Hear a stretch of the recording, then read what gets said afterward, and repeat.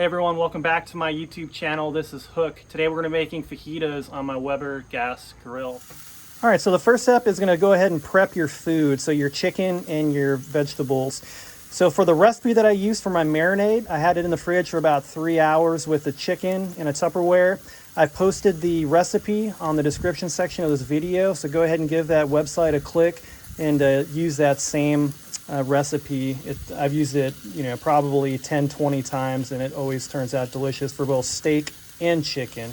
The only difference to that recipe that I use is I use about 1 whole teaspoon of cayenne versus the 1/4 teaspoon that it calls for. Also, what I do with the chicken is I push down on the chicken so it's nice and tender and it's not super thick. That way I can get a good even cook temperature wise. So, half the piece of chicken's not super hot while the other half is still, working its way up to 160, 165 degrees. As far as the vegetables go, slice them like you normally do. And when I put the chicken on, I also put the veggies on at the same time. And right now I have the veggie side turned down pretty low because it was pretty much already done. And I also pour that marinade that's left over onto the veggies. It kind of makes them a little bit more spicy and kind of gives them a better taste. But obviously that is completely optional. You also see that I have this Weber grill basket that is super convenient to use in your grill. I've used it in my Big Green Egg. However, it kind of takes up a lot of space, but obviously you got plenty of space here on a 6-burner Weber. So highly recommend that, and I'll post an Amazon link in the description for this as well. I've used in the past, of course, like aluminum foil, but as you can see, like right here, it just makes grilling veggies super easy, and you're not going to lose any between the grates, which is very common. I probably lose a third of my asparagus on the Big Green Egg because I don't really have a grilling basket that'll fit in there nicely yet.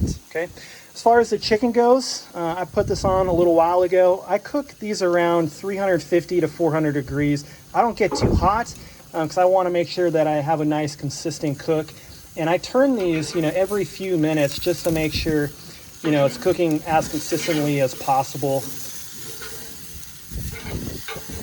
And I really want to stop these at right about 160 degrees. So that way, when they continue to cook, when I take them off the grill, they're going to catch at 165 degrees and not get overcooked. Okay, so they're about 140. That one's about done, 158. So this one's a little bit more done. And this one's about 155. So for this one that's already a little bit hotter, I'm gonna go ahead and take that one off. And I'm gonna let these other ones cook until I see about 160 degrees on the thickest part of the chicken. And we'll be back in a couple minutes. All right, welcome back. I took those 2 pieces off already that were about 160. This one's got a little bit to go. And this one's got a little bit to go as well. Obviously, some of the thinner parts are going to be, 160 plus, but I'm kind of waiting until the thickest part here is right around 160.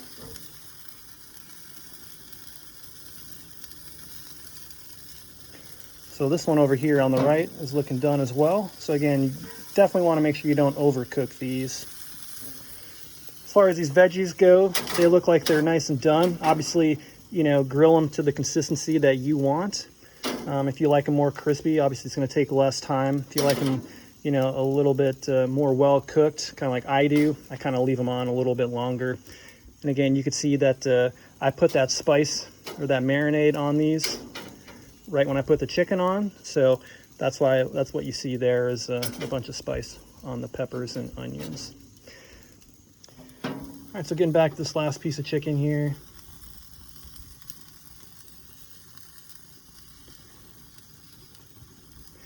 Still a couple minutes left, but I'll be taking this off here probably about another couple minutes.